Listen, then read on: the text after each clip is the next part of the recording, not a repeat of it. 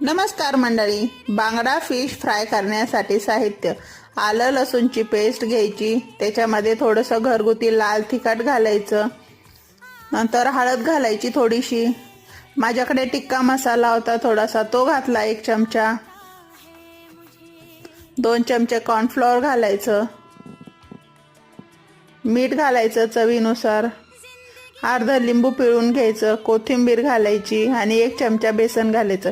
थोडंसं पाणी घालून हा मसाला मिक्स करून घ्यायचा आणि फिशला सगळीकडनं छान लावून घ्यायचा.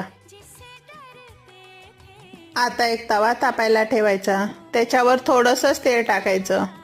आपल्याला ह्या फिश सेलो फ्राय करायच्या आहे. आता एक एक करून आपण तिन्ही फिश ठेवून घेऊ.